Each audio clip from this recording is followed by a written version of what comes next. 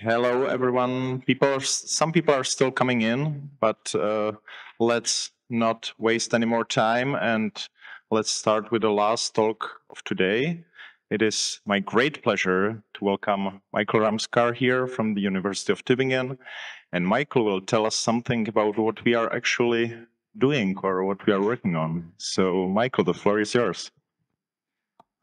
Thank you. I've never done this before, but I'm going to start out with a shout out to my funders, the EU and the Ministry of Education who paid for me to be here today, and the DFG who pay for all the research I'm going to talk about.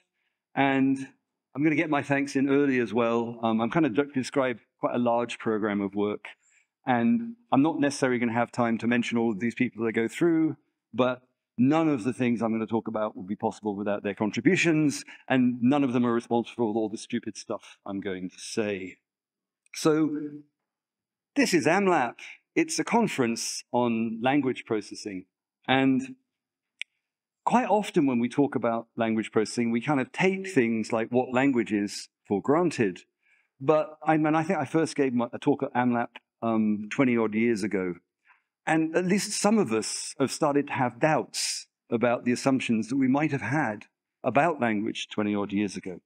So I always like to start with the start. Quite often people start talks and they'll say something and I have no idea what the thing they're saying meaning. So what do we mean by language? Well, here's a kind of traditional view. Language is a structured, this is from Wikipedia, it's got to be true. Language is a structured system of communication. It comprises a grammar and a vocabulary, and it's the primary means by which humans convey meaning. This is Bill Labov. I think really, I love this quote as a sort of description of historical attitudes to human communication, saying if linguistics can be said to be any one thing, it is the study of categories. That is, the study of how language translates meaning into sound through the categorization of reality into discrete units and sets of units. And of course, once you've got your units, you need to put them together. Now, I think this is quite an interesting thing. Quite often, we might think of someone like Bill Labov and Barbara Party as having been quite, distinct in terms of their theoretical background. But from the perspective I'm going to talk about today, they're kind of the same thing, right? Barbara is going to say, the meaning of an expression is a function of the meanings of its parts and of the way they're syntactically combined, right? And then so meaning is a relationship between two sorts of things, signs and the things they signify, compositionalize how you put it all together. And, the standard view is then to figure all this stuff out. How do we induce meanings and rules? All that kind of stuff. And this is the kind of thing that I've come to have doubts about over the years. And one of the reasons that I've come to have doubts about it is because of all the stuff we leave out. We go, we'll just deal with that stuff later. So I'll give you an example of the kind of thing we leave out. Jan introduced me. He introduced me as Michael Ramscar. And presumably, once you'd heard Michael Ramscar, it's a compositional phrase comprising two units. You were like, oh, I know who that is. Or so maybe you didn't. Or maybe you went, oh, damn, it's him again. Who knows, right? What's the meaning of Michael? What concept or thing does it signify? And it's worth noting here, right, that I have the most common name in the English language, right? There are about 4.5 million Michaels just in the United States alone. And, about the only thing you can glean from it is that it's a male name, probably, right? And how about Ramscar? What's the meaning of that? And yet, you put them together, you get an identifier. And of course, we've known for a long time that names are problematic. Here's Bertrand Russell telling us that the only kind of word that is theoretically capable of standing for a particular, right, picking out an exact thing, is a proper name. And the whole matter of proper names is rather curious. So, 2,000 years of linguistic and philosophical history in a single slide. People have been thinking about language for a jolly long time. And historically, I'm going to spit one slide of a lot of intellectual history, right? Someone would say, I've got a new theory of language. It's great. And people say, cool. They tell them the theory and they say, what about names? And the person, swear word. And they come up with a new theory, right? It was the rock on which theories sank. And in the mid-20th century, linguistic theory came up with a brilliant idea. ignore the damn things, right? When psycholinguists talk about word frequency, they just always throw names out of their models, right? They're problematic, let's just ignore, sweep them under the rug, right? Names are now confined to a little subdomain of linguistics called onomastics, and onomasts, as well as sounding like the kind of posh word that you call someone a wanker with, an onomast kind of studies the derivational history of names. So what I'm going to talk about, that's as much as I'm going to talk about, that's basically the atomic theory of language. It may be true, right? And you may believe it, and that's cool. Let 1,000 roses bloom. What I'm going to talk about today is just a different way of thinking about language processing, and to try and convince some of you that it might be a way of thinking about things, and others that at least there are alternatives one day if you need them. So I'm going to start with someone many people won't have heard of, but is one of my heroes, Ralph Hartley.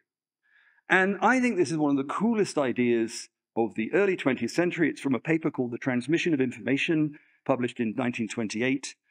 And this basically led to the systems view of communication theory.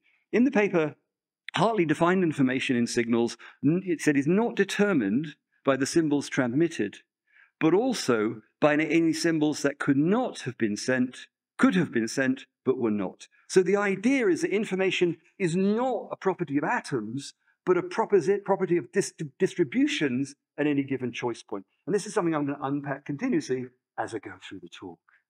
So a critical thing about this is, quite often we hear the word induction when people are talking, especially about language acquisition, right?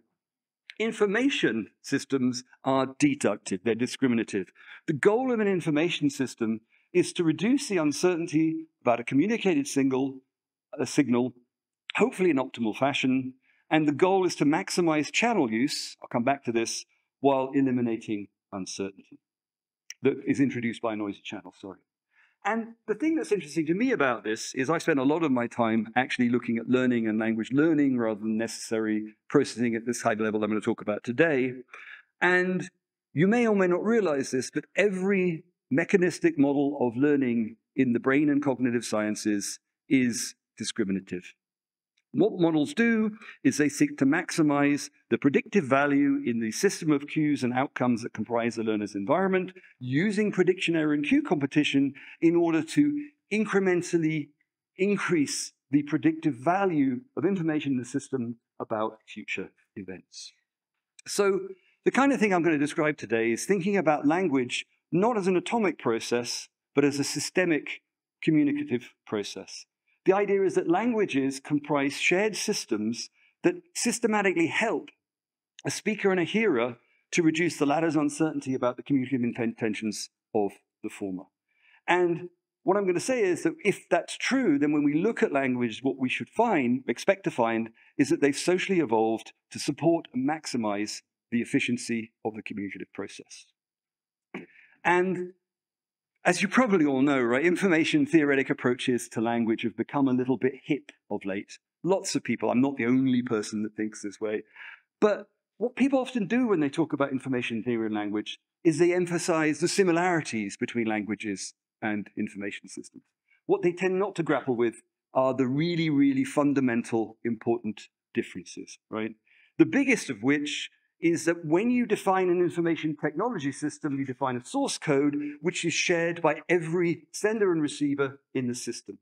Unfortunately, human languages are learned, right? Kids come into the world and they have to learn the system incrementally. So, oh, quite, I always press that button, it's wrong. Done that. So here's a problem.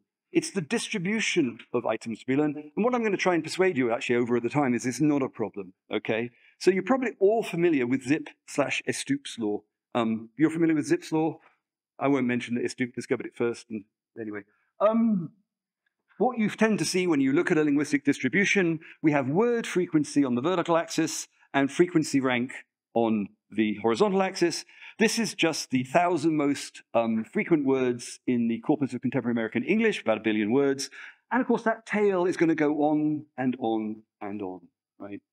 And what this means is a very few words have high frequencies, most words very low frequency. we could say, how bad is that tail, right? How long does that tail go? You're all familiar with reading introductory textbooks to linguistics. And introductory textbooks will contain a number, and the number's always something like this. The average college student, or the average person, knows, and then there'll be a number of some thousand words. All of these numbers are completely made up, right? And even when people try not to make them up too much, what they'll tend to do is they'll ignore names, right? So this is a paper that was quite interesting. It was published in Science in 2011. And using big data techniques, the authors tried to estimate the size of the US English lexicon, including proper nouns, so names, in 2000. And they estimated it to be 1,022,000 words. And this is the difficulty of estimating the size of the lexicon. Had they gone to the US Census and asked the compilers of the US Census, how many surnames are there in the United States? They'd have said, well, there are over 2 million surnames with a frequency of 2. There are a larger number of surnames with a frequency of 5 than your total estimate.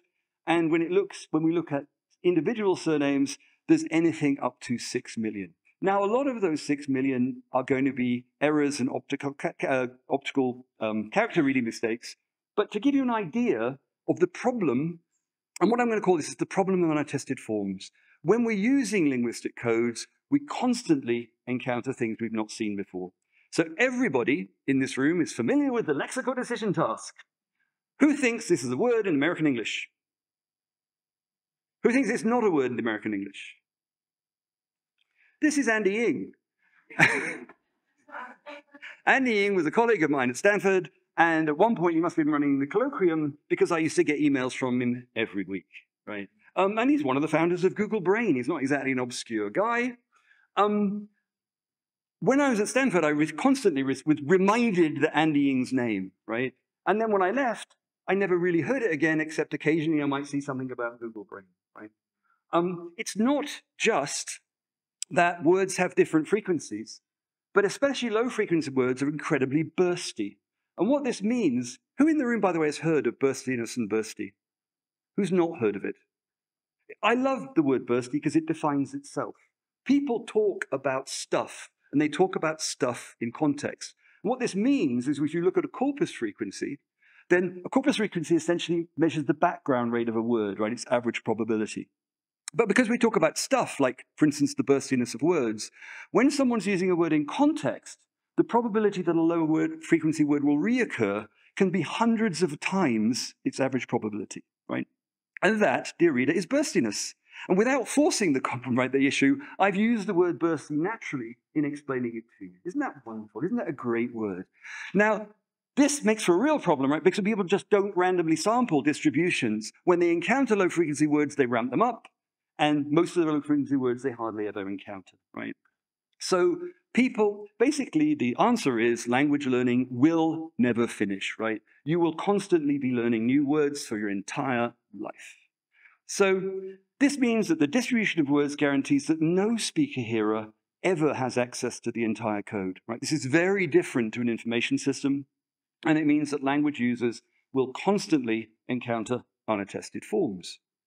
So we should also, if we believe that language is somehow systemic and information theoretic, expect that codes will have evolved to maximize the likelihood of code sharing and the likelihood that unattested forms will be made predictable in context, right? And uncertainty reduction is predictive, so as signals unfold, what they should be doing is helping to make later parts of signals more predictable. And again, if this is right, then we should be able to find the effects of these constraints everywhere in human communicative codes. So, what am I going to talk about today? There's some background theory. I'm going to ask, do language structures maximize communicative efficiency? Have they evolved to actually help the sharing of communicative codes? And in doing so, what I'm going to do is take which for now I'm going to refer to as the dirty laundry of linguistics, right? The stuff that we ignore, I'm going to say, can an information theoretic approach provide functional accounts of things that have always been a bit embarrassing, like personal names, noun class, and the idea that languages actually have a functional distinction between regular and irregular forms, and it's important, right? And I hope that some of you are thinking, how on earth can personal names have a functional structure? Hold on to your hats. So we're going to start off with, what can information theory tell us about the function of personal names? Because I'm going to talk about information theory, I thought that I would give you a very high-level introduction for those of you not familiar with the basic concepts. There's a fun thing. Shannon, the sort of canonical version of information theory, was published in 1949, is that right? 48, 49? In 1956, Shannon wrote a paper called The Bandwagon, and it was all about the degree to which information theory was being abused in things like the cognitive sciences by people who were just glomming concepts from information theory all over the place. So one of the things that Shannon stressed in this paper is an importance of understanding the basic theoretical framework of information theory. And basic information theory is a method for analyzing the statistical properties of discrete systems and essentially formalizing, if you imagine a predictive system of language, formalizing the search problem that's posed at any point where you hit a new choice point in language, and of course, developing optimal codes for communication. And it turns out that personal names are kind of a nice way of explaining the concepts in information theory. So we could say, how might we want to give people names, right? And here's a fun thing. We're going to look at natural name systems today, but an interesting thing is there are lots of unnatural name systems and they occur in fiction, right? So I call this the Game of Thrones strategy. Who in the room ever saw any Game of Thrones? Who had real trouble following the names of all the goddamn characters? It's because that there are about 100 and odd main principal characters in at least the TV version, all of whom have a unique name, right? And it turns out that that is a terrible way of organizing a system, right? And if we scale it up, it can't possibly work. English has, 40 to 50 possible discriminable phonetic units. And if we wanted to give everybody that speaks English a unique name, it's going to be a bit of a combinatoric puzzle, right? We're going to have insanely long names that are often similar. And in terms of information theory, a flat distribution is the worst possible way of organizing coding units, right? So in terms of entropy, which is how we measure uncertainty in information systems, what's entropy? It's basically, back to Hartley, it's the information in distributions of items that could be sent. So let's imagine a world. It's really hard to imagine this world. 30% of men in this world are called John, and only a very, very small number are called Cornelius.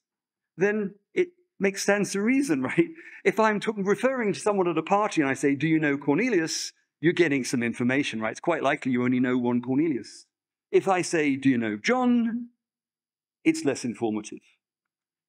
But on the other hand, if you get lots of Johns, John's going to be easier to remember than Cornelius. And also, the memorability of Cornelius is going to depend on the number of Johns, right? If everybody has a unique name, we're back at the Game of Thrones, and the only names you can remember are Jon Snow and Ned Stark, because they have kind of regular names anyway, right? Otherwise, you've no idea, right? So the memorability of Cornelius, the more Johns and Michaels and Edwards there are, the easier it's going to be to remember Cornelius. John, it turns out in English, is shorter and easier to say than Cornelius. Magically, all of us will spend less time saying names than if the world was otherwise. So it's also going to be the case, right, that our brains have some form of channel capacity. Game of Thrones kind of illustrates it as well, right? No matter how often I watch that thing, there are loads of characters I can't remember. It would be better if it was better organized, right? So if the number of name words equals the number of people, it's not going to take long for names to be basically impossible to memorize and use. So we can solve this problem by taking a set of first names and conditioning binames on them. And this will reduce the memory search space at each point in the signal and allow us to sort out the different Johns while basically making the system usable. So the most efficient code is an exponential distribution of code words, and it allows the trade-offs between the properties of Johns and Corneliuses to be worked out across combinatoric sequences.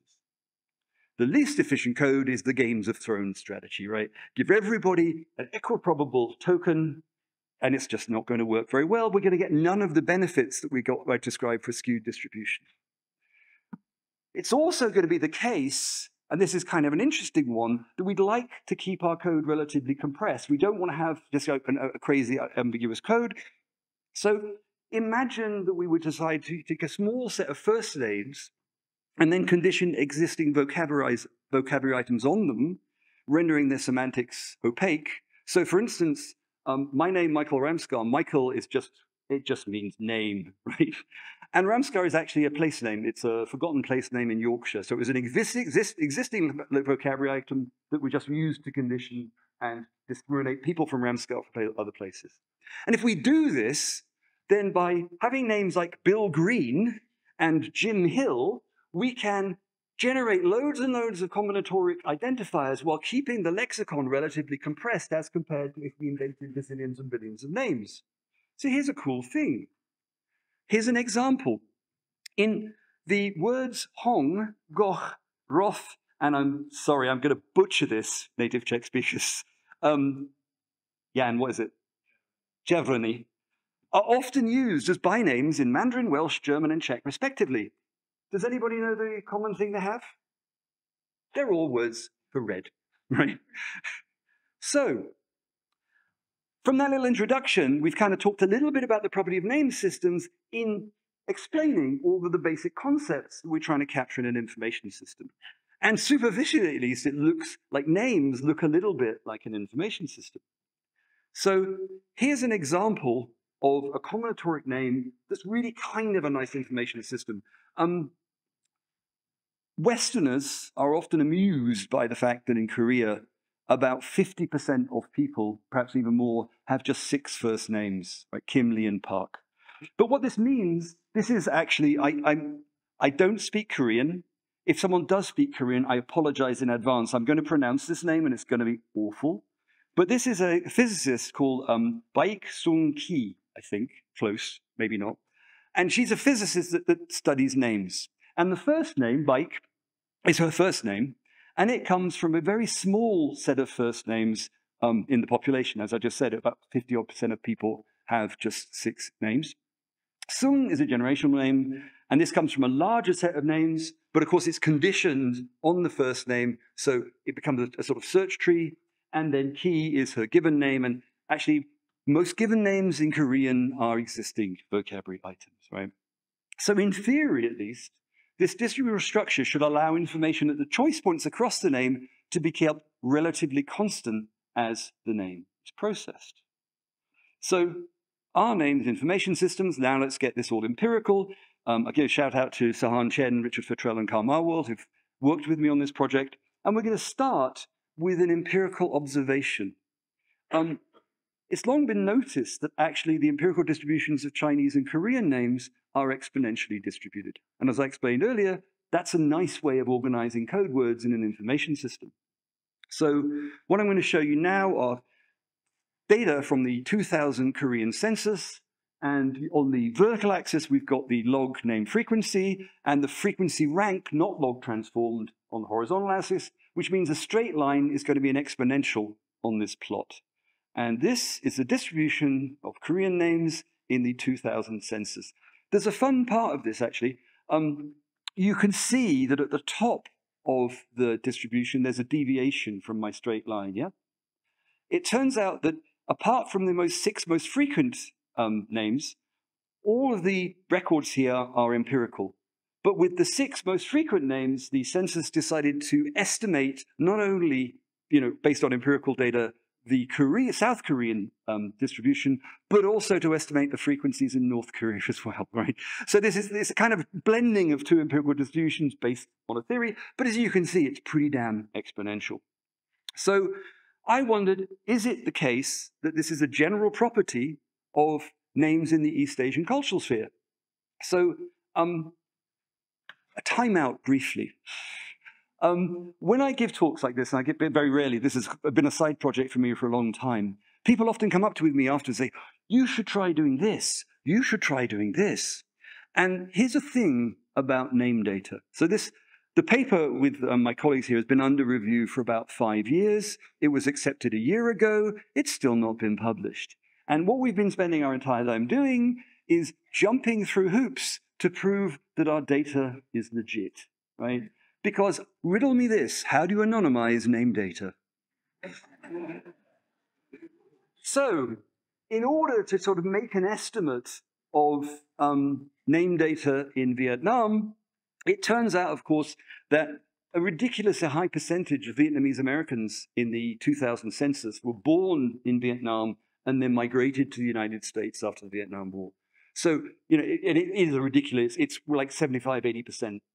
So what I did was to, from multiple sources, gather a canonical list of as many common Vietnamese names as I could, and then get the frequencies of those names, which are now last names in America, and we'll worry about that later, and then recreate a Vietnamese name distribution, right? And what I can do is I can get the frequencies of names and then estimate if your name is something like Nguyen, which is a very frequent name, how many of those people identify as Asian, and that's going to be our estimate.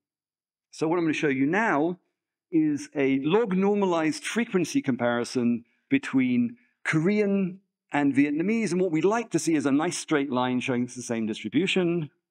It is. That the recreated Vietnamese distribution is exactly the same as the empirical Korean distribution, and they're both exponential. So it looks like this is a good thing, right? As I said, from an information theoretic perspective, an exponential distribution is kind of awesome. It allows for maximum distributability to name tokens at minimum cost, and it has another property which goes back to my point about attestation and sharing codes. The exponential distribution is memoryless. And what this means, and the best way to explain memorylessness in a very short time, because this isn't a math class, is you can imagine if names were equiprobable and the last 5 people you met were called John, you would be thinking the probability of the next person being called John has gone down, right? But because of the way that the distribution, an exponential distribution, interacts with the laws of probability, it turns out that basically knowing the name of the last person that you met gives you no information about the name of the next person you're going to meet. And also, if you randomly sample from these distributions, given their skew, it also guarantees, or at least maximizes the probability that the probability estimates you make about names are going to be the same probability that I make about names, right? And it's also going to have another benefit, which I'll mention now, but I'll probably come back to it later. If we're both sampling from these kind of distributions, we're going to, high probability, we'll learn items in a similar order, right? We'll learn the high frequency stuff early and the low frequency stuff late. So you might say, well, this is some kind of communicative universal. But hopefully you're all thinking, what about Western names, right? So what I'm going to do, I said name data is hard to find. What most people aren't really aware of is the degree to which every nation state on the planet has rules and regulations for how we can use what is essentially a linguistic device, right? A personal name. And in a bit, I'm going to show you how that's changed. So what I wanted to do, Korean names are basically based on Chinese names. There's some interesting things about that I can talk about afterwards if you want to ask me. But Chinese names were legislated in about 600 BC by the Qin dynasty, which was the world's first bureaucracy. And the first thing that bureaucrats want to do is pass name laws, because that allows you to accurately tax, conscript, and do all the good things that bureaucracies like to do with their citizens. So in England, and in the West more generally, name laws are fairly recent things because nation states didn't evolve in Western Europe until reasonably recently. So what I'm going to start with is a data set of names recorded in 4 Scottish parishes in the period 1701 to 1800, and it comprises 24,000 records. And I'm going to look at how these names were distributed in England before people really started to have fixed last names. So what we're going to look at here is I'm just going to do the probability of the name to start with, and I'll transform this as we go along, and then the name rank, right? And so what we see is a suspiciously skewed looking distribution. So now what I'm going to do is I'm going to generate a perfect exponential based on the broad statistical properties of this empirical system. That's the crosses underneath. And that is the fit to a discrete empirical system and a discrete empirical system of names, right? It's perfectly exponential. So You might be thinking, that's a bit strange. Aren't Western names crazy? Maybe Scots are weird. So now what I'm going to do is repeat the process, looking at marriage records in England for the same period, similar sort of size of sample, about 25,000 records. Now we're just going to look at log frequency, frequency rank, and we get a pretty straightish line. That's my English names. Those are my Scottish names. They look kind of similar, don't they? That's the point-wise correlation between all of the points in that distribution. So here's some fun history. I said at the outset that Westerners often find East Asian name distributions funny. But in fact, if you go back and look in history, between 1300 and 1800 in England, in every 50-year period, 50% of boys were given just 3 common male names, John, Thomas, and William, and 50% of girls were given 3 common female names, Elizabeth, Mary, and Anne.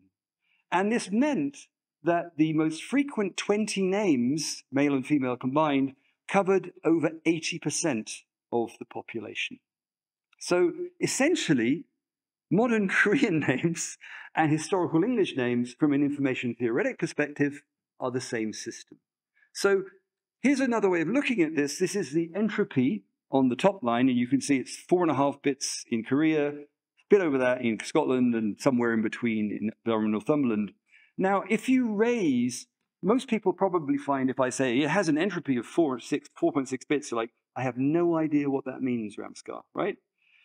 If you take the number 2 and raise it to the power of the entropy, remember I said that a flat distribution is the least efficient distribution. So in each of these, it's interesting, historically, the common word for the common people in China is the old 100 names. In my Scottish samples, every sample has about 100 names, right? So we're talking about generalized samples of about 100 names. And so if we raise 2 to the power of the entropy, it's a perplexity. And perplexity is a way of expressing entropy as equiprobable items, right? So an equiprobable distribution of 100 items has a perplexity of 100. Now we've got these skewed distributions, and you can see, again, they're quite similar, but you can also see how efficient a skewed distribution makes things, right? We've gone from 100 names, if they're equiprobable, would have a perplexity of 100, to empirically, only in Korea, only having a perplexity of 25, right? So that's a big reduction in the amount of information that you have to process. And it comes back to Ralph Hartley and the fact that we're thinking about information in terms of distributions, not in terms of atoms. So, all right, how do names work? From an information theoretic perspective, it's actually quite simple. Here's a picture, 2 pictures. Who doesn't know who these people are? Right? We have Judi Dench and we have Daniel Craig, right?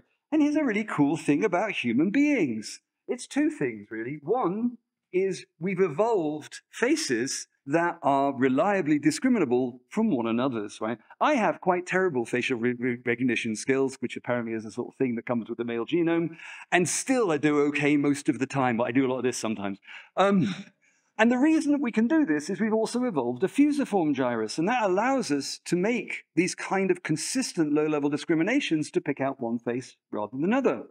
So essentially, all we need a code to do is to discriminate between these identities that we've already evolved to manifest in our faces and discriminate in our brains. So the engineering task is to develop a code to allow speakers to discriminate between identities, which reminds me of something from the classic paper by Shannon. It was 1948, not 1949. He says, frequently, messages have meaning. That is, they refer to or are correlated according to some system with certain physical or conceptual entities. These semantic aspects of communication are irrelevant to the engineering problem. And what happened is that the theorists, whenever they read this, often say, well, that means that information theory leaves meaning out of the system. But I've just been describing how personal names work in a way that you don't need meaning in words like Michael and Ramscar. They simply have to comprise a code that allows you to discriminate between identities. So philosophers have long debated whether names encode meanings. I've had linguists tell me that names aren't even words, right? But what we're actually looking at is the function supported here is simply that of discriminating identities using a code that is efficient. And I'm going to illustrate this in a stupid way, kind of, but I kind of like it. Google image search does not represent meaning. Right? It uses a neural network to discriminate images, basically probabilistically infer the kind of image that it should be based on the search string you give, right? So if I say, do you like David Bowie? This is what Google image search does with David. It just discriminates Davids from the rest of the world. And if I gave it David Bowie, then only we get pictures of David Bowie, right? And Google image search doesn't even have a fusiform gyrus, and yet it's doing it pretty well. So David Bowie doesn't encode a meaning. It's part of a code that simply enables a hearer to discriminate the identity communicated by a speaker. Little bit of history. On the x-axis, or the vertical axis, I've got the approximate time since time began, and I've actually put the first two bars to be as short as is theoretically credible, right? It's probably much longer.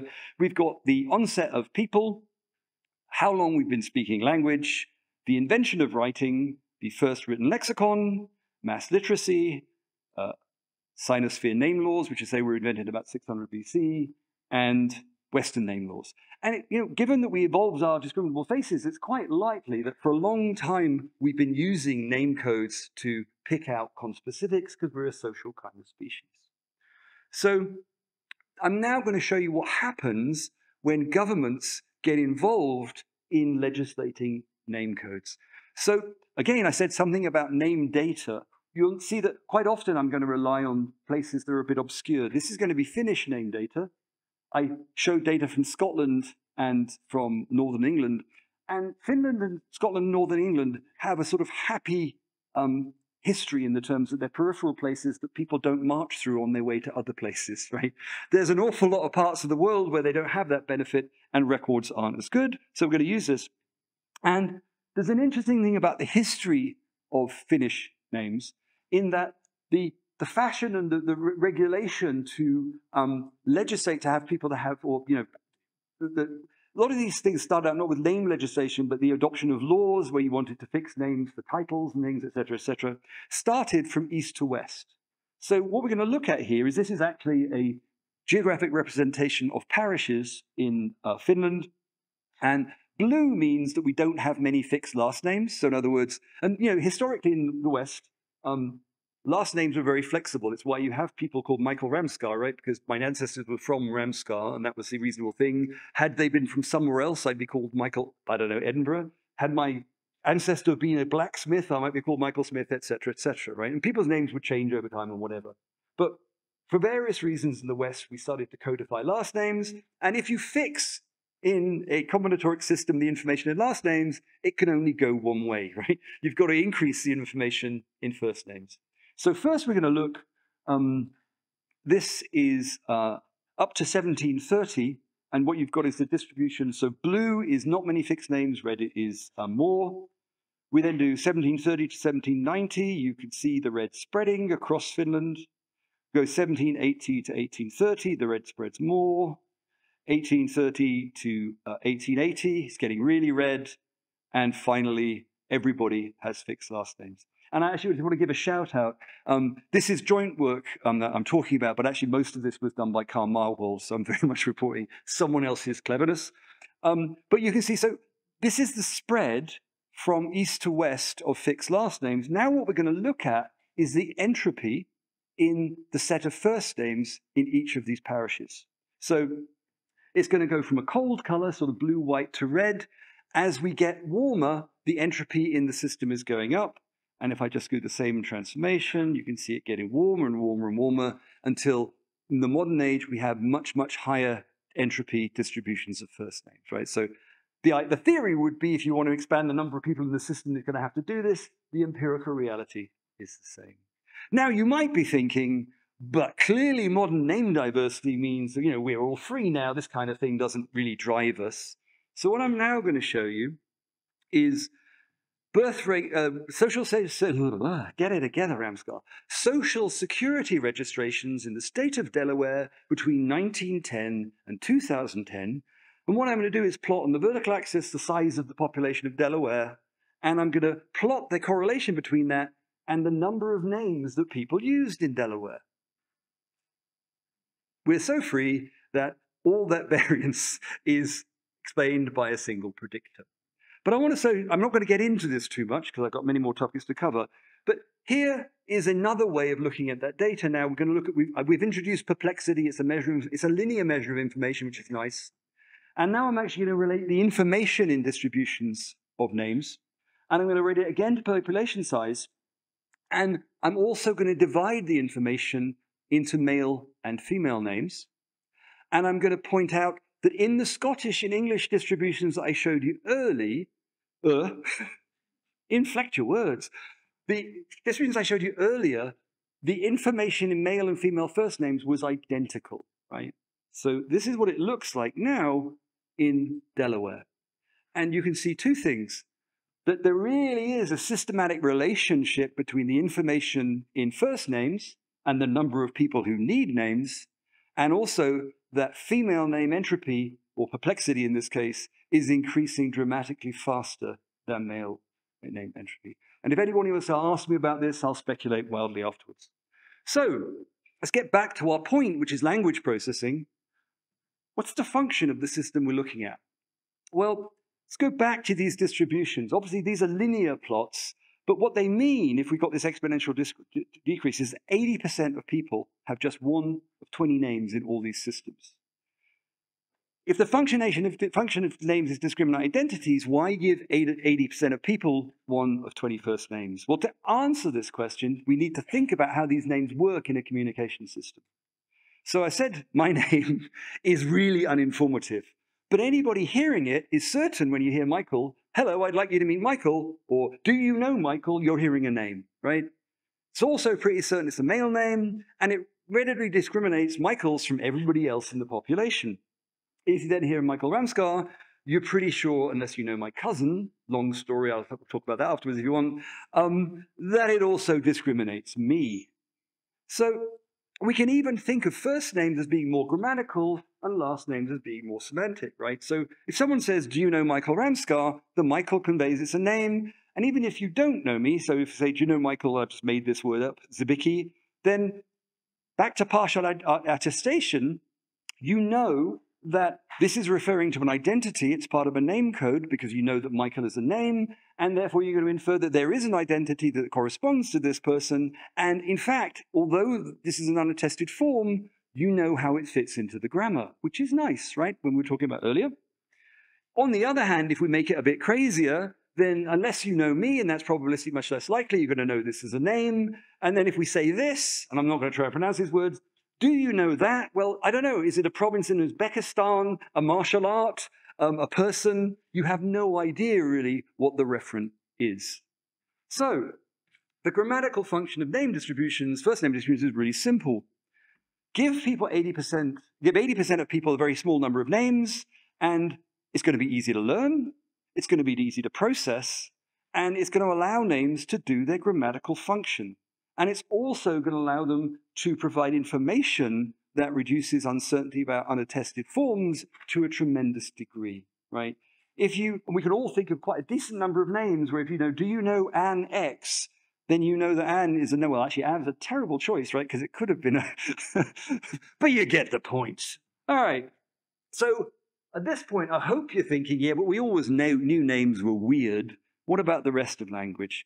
So I'm not going to get deep in this because I want to cover other things, but let's just consider proper nouns and common nouns. Here's a fun thing about the distribution of meanings in language. Ralph Hartley, in his paper, says nothing about natural language apart from the following thing, which I've always found interesting. He says, in the sentence, apples are red, the first word eliminates other kind of fruit and all other objects in general. The second directs attention to some property or condition of apples, and the third eliminates other possible colors. So I did this a while ago now in a paper. If we look at color words, then if we actually look at their distribution, this is in COCA, the Corpus of American English, then what we see, this again is a log frequency plot, is it's perfectly exponential. In language, it's kind of the way that Hartley would have wanted to design color words for the system he had in mind.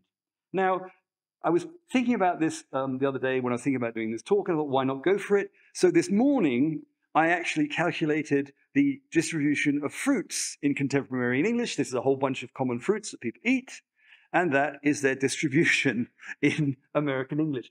There's a fun thing to notice about this.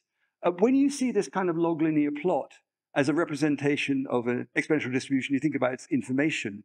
The steeper the slope, the lower the entropy, right? So this is a shallower slope than the adjectives, which tells us that there's more information in a distribution of nouns than there is in a distribution of adjectives, which is kind of fun. So I said I'm not going to dwell on this. If word meanings really worked the way linguists think they do, wouldn't we expect their frequency distributions to reflect human interest, right? Maybe everybody likes red and blue, right? Instead, what we see is a distributional structure that's entirely like names, and I've already told you can account for names without ever having to worry about meaning. So, doing all right? Which brings me to the next piece of dirty laundry and grammatical gender, right? Bit of light relief, here's Mark Twain. In German, every noun has a gender, and there is no sense or system in the distribution.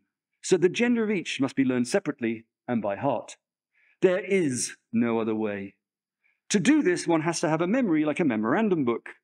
In German, a young lady has no sex, while a turnip has.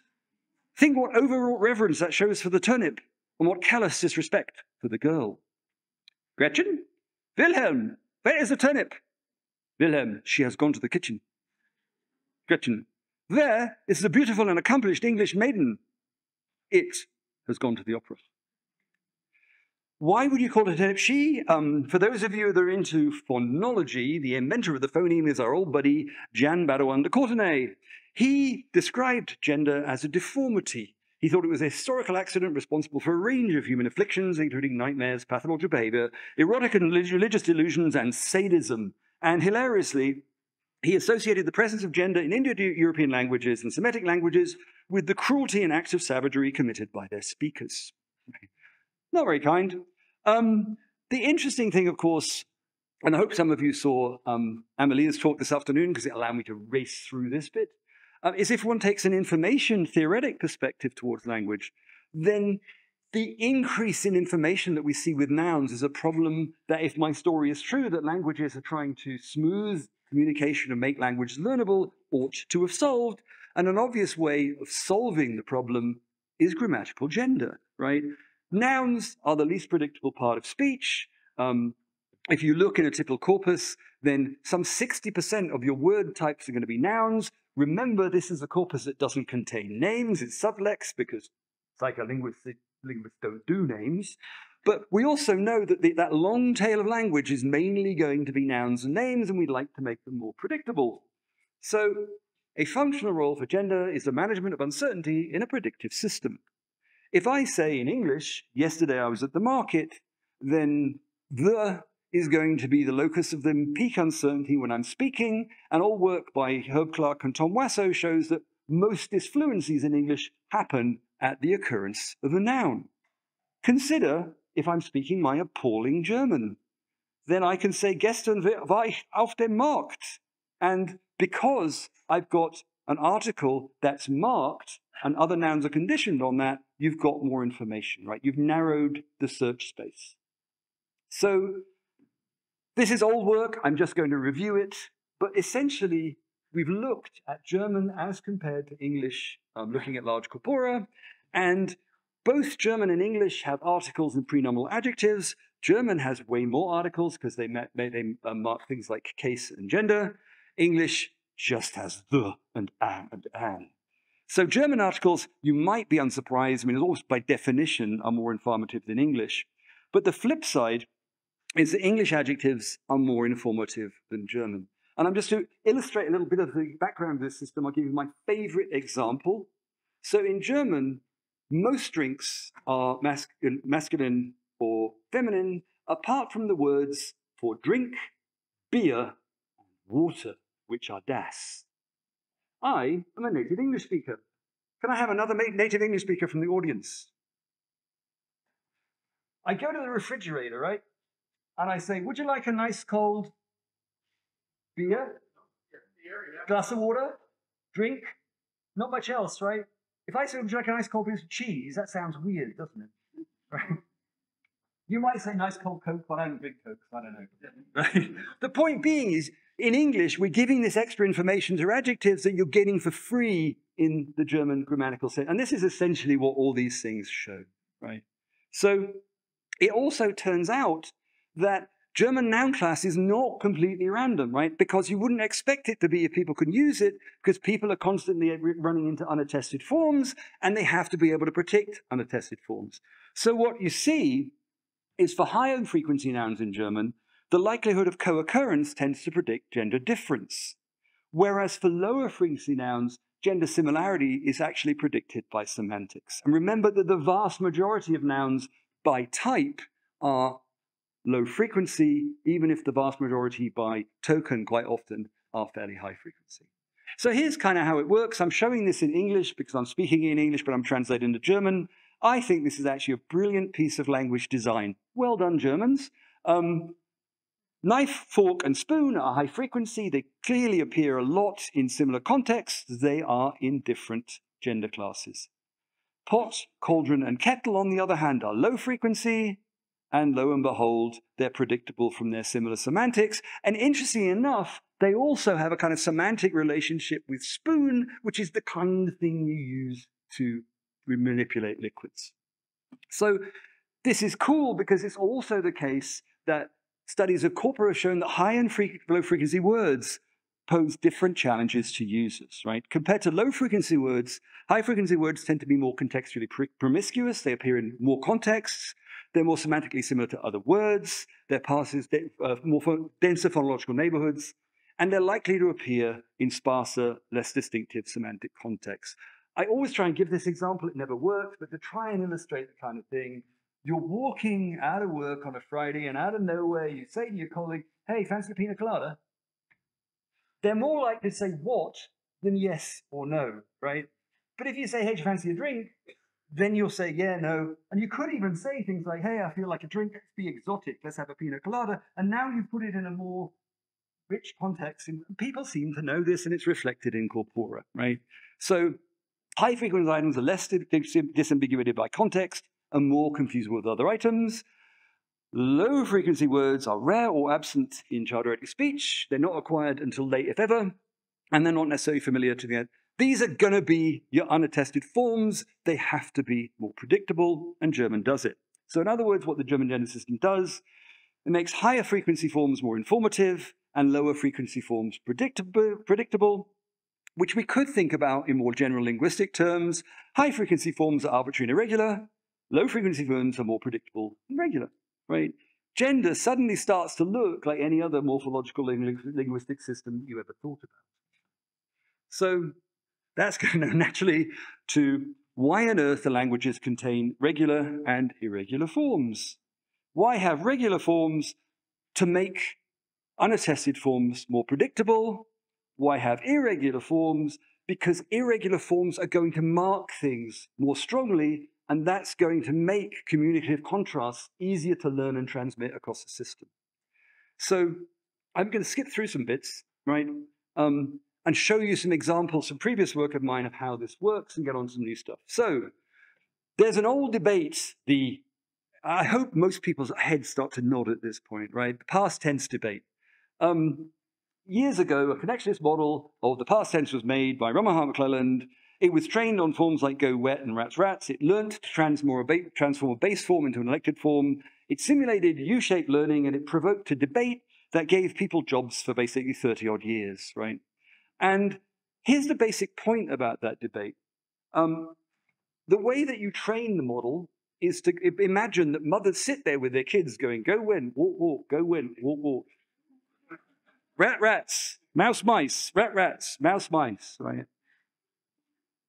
Which, of course, everybody agrees is not what happens, right?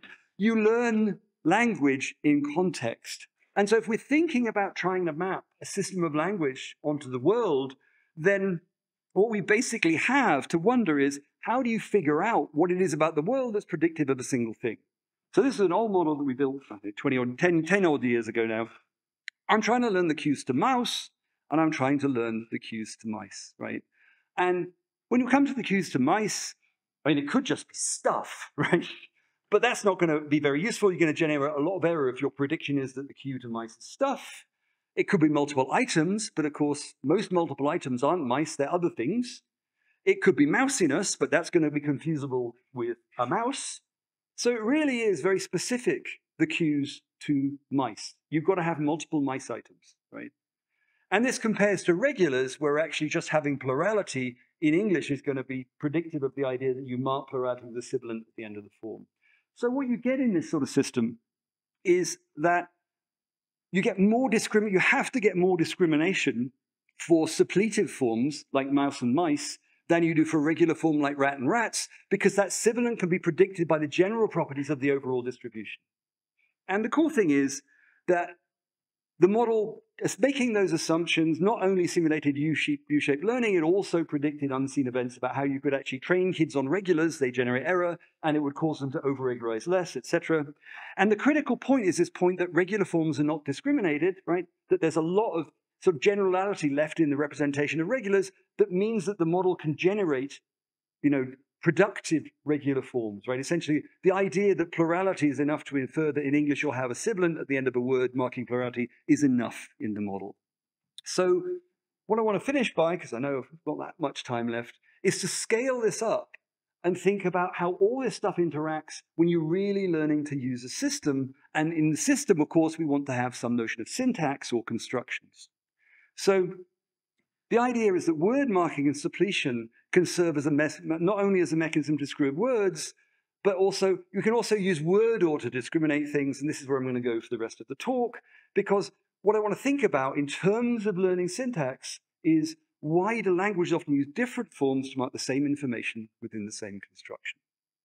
And I'm going to do so with my favorite construction, which is the double genitive construction in English, otherwise known as the oblique genitive.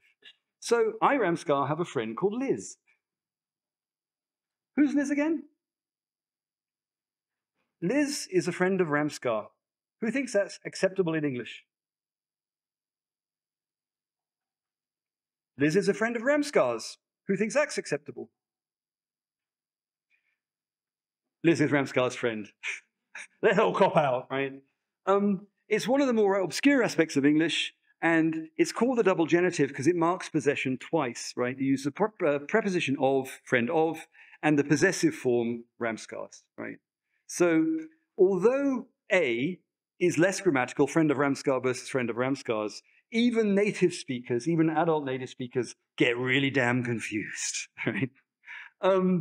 And the fact that they're uncertain about their competency is unsurprising when the distribution properties of the items that can fill the slots are thought about, right? X is a friend of Y. X and Y can both be plausibly names. So we can also think about the frequency of these constructions. I'm going to zip through this. Liz is a friend of Ramscar's as a 6 gram, right? 6 words.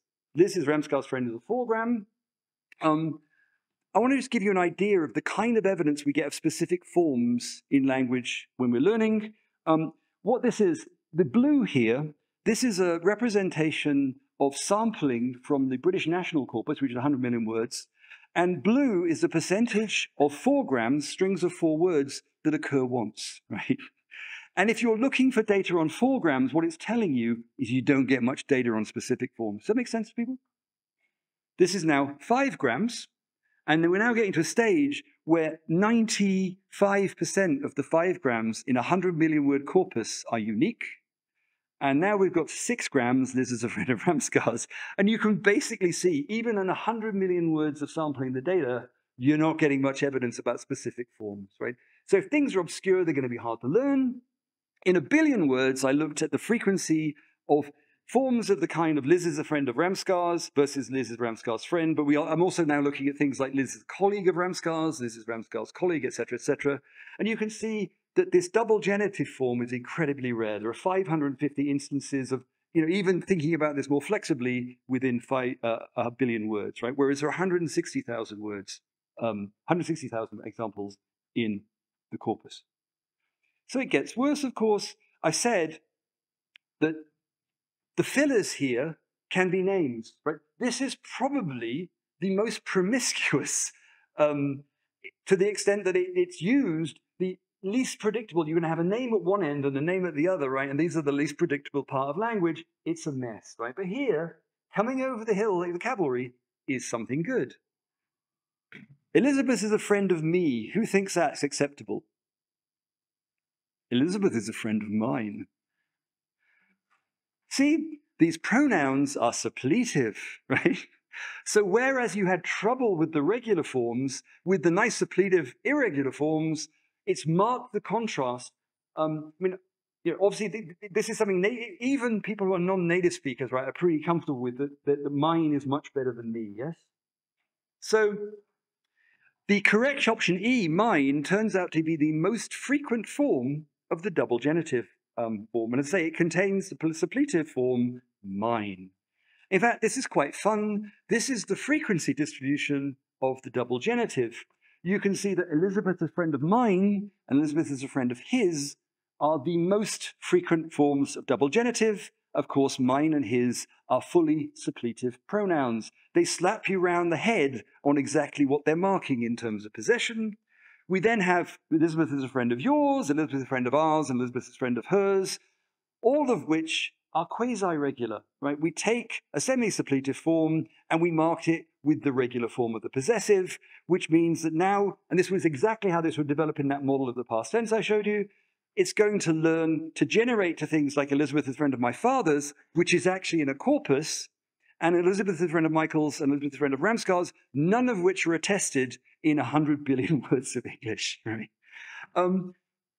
When you look at this, it looks like trainer wheels for teaching people how to, the frequency distribution looks like a training wheel set for how to teach people to use this construction, right? So the regularity distribution is in blue, the irregularity is in red. It's going to help you learn. So the high frequency suppletive forms are going to emphasize contrast and support learning. The quasi-regular form, hers, ours, and yours, are going to support this sort of learning of the distribution of the mapping to the regular. And fully regular forms can be inferred because you've learned this structure from the distribution of the language. So human communicators are learners. Unattested forms are inevitable, but partially attested forms can allow for systematic communication. And the systems can be described at many levels of communication. Another example of this is verb frames. We all know about verb alternations. We've seen that the sparsity of specific information enough, but if we can generalize, right? If I can generalize from Elizabeth is a colleague of mine to Elizabeth is a friend of mine because friend and colleague share the same distribution properties, then we've got a system going. And verb alternation classes, of course, actually mean that you, by using different patterns of alternation, different word orders, you're discriminating semantics of argument level in very interesting ways, right? So if everything I've said is right, then we should expect that at the argument level, language is distributed in the way that I've shown you is at the lexical and even the argument level. So these are the throw verbs from Beth Levin, 1993. And essentially, this is a set of verbs that all can take the same alternation, which means that if you're learning these through a discriminative model, they're going to cluster together, right? And you can share predictions across them. And so what I'm going to show you, I'm going to just use the verbs. Obviously, I'm not really able to get data, right? We're getting into arguments so sparse. I'm going to show you the frequency of the verbs that will co-occur in these patterns. And again, I'm going to show you the log frequency by the frequency rank. They are perfectly exponential, right? The way that these things are organized is exponential. Take another set, these are the peer verbs. Again, they share different but similar distribution properties. Again, they're exponential. And this is the one that kind of, I just didn't think this would work. You know, I could bicycle over to my friend's house. I can cycle over. I can parachute down to my friend. These are words, they're denominal verbs that follow the same patterns, and they're perfectly exponential when we look at them in a corpus, right? Something I haven't control for. Maybe this just happens whenever you randomly sample from a distribution. So, crikey, did that again. So what happens if you randomly sample? We know that the global distributions of language are going to be zip distributed. What happens if you just randomly sample from those? This is the output of thousands of simulations. sampling distributions from a Zipfian distribution. We have now a log-log plot, so a straight line is a power law. So the standard zip plot you're using at.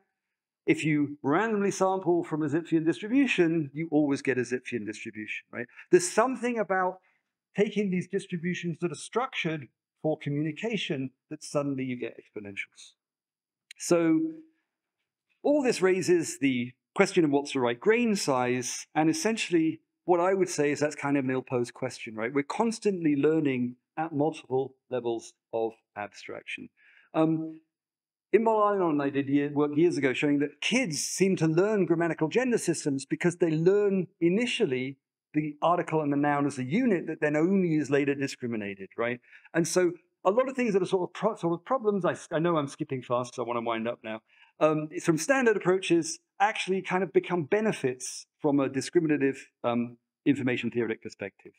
So just to summarize, the empirical distribution of names across the world's languages, as well as distributions of verbs and verb arguments and nouns, all are exponentially distributed.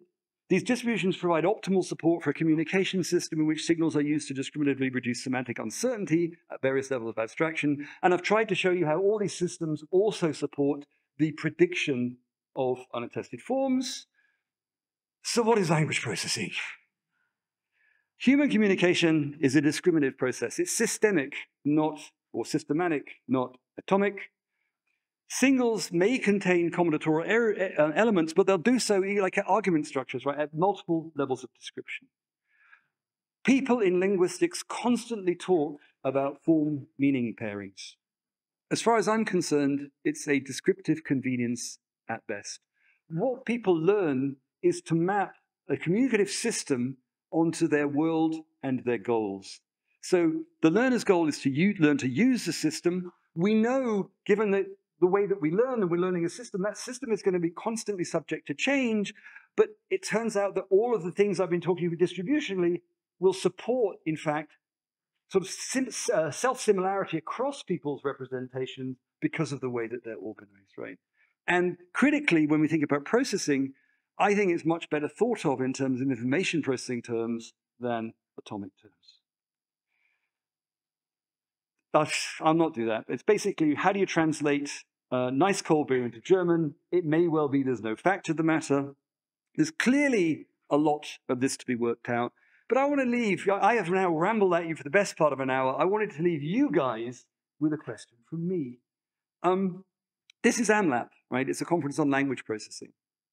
If this was a conference on visual processing, then what you'd expect me to do is talk about how the brain builds up a visual representation of the world, the processes get working that representation, et cetera, right? What you would not expect me to do is talk about what things look like. If it was an olfactory processing conversation, we might talk about how the olfactory system, right? About how it's really hard to pick out volatile molecules in a gas, how the olfactory lobe has got all these receptors that triangulate, et cetera, et cetera. But you wouldn't go to a talk in an olfactory conference, what does Bordeaux smell like, right? And so the question I want to leave you with, because I am being a bit Shannon-esque, right? I'm leaving a lot of meaning out of the system because I don't think it's actually relevant to how the system works, is why are we so hung up on meaning when you can give a perfectly good description of a lot of linguistic processes without having to get into it? And with that, I will thank you all for your perseverance.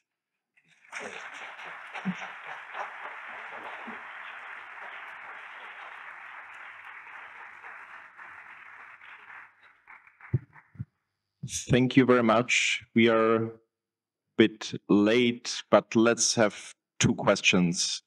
There's one.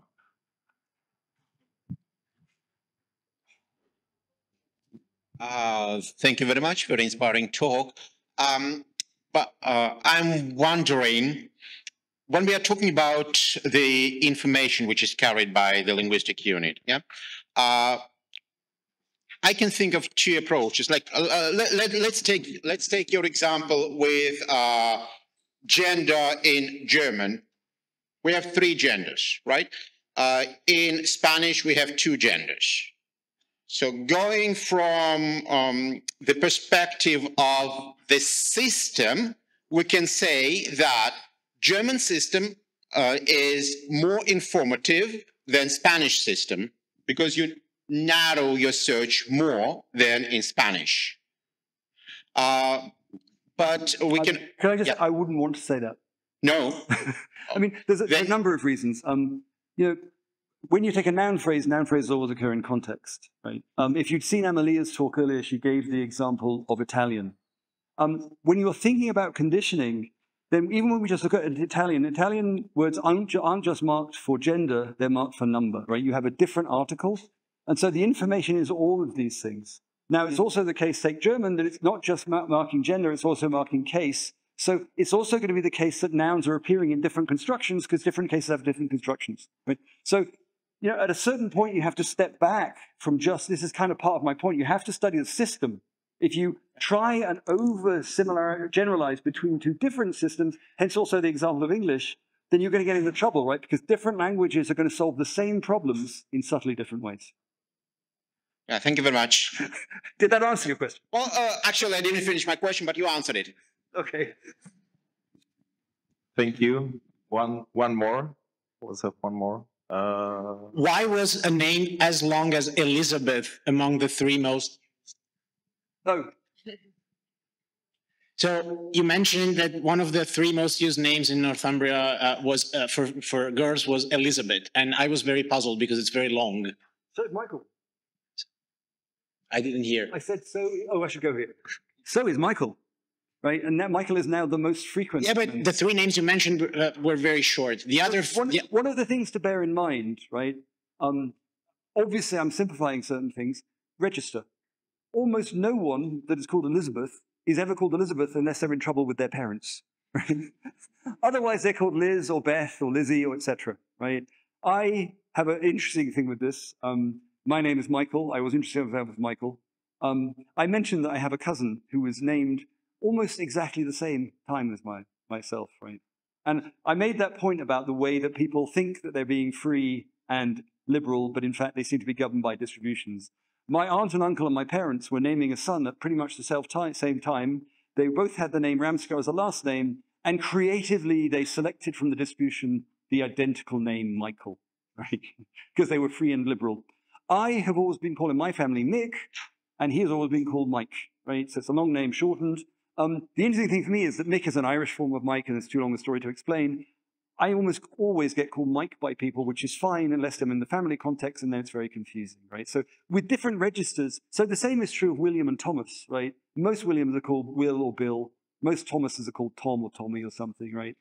So registers will compress names. And, you know, one way of thinking of it, this almost gets back to our pina colada example, right? That you'll use Elizabeth when the name is less predictable, and you'll use Liz. And so, but again, this is getting into a situation where I'm modeling this at kind of high level, right? To actually get to answering these kind of questions, you really not start to get a lot more detailed than I'm doing at this level, if I'm honest.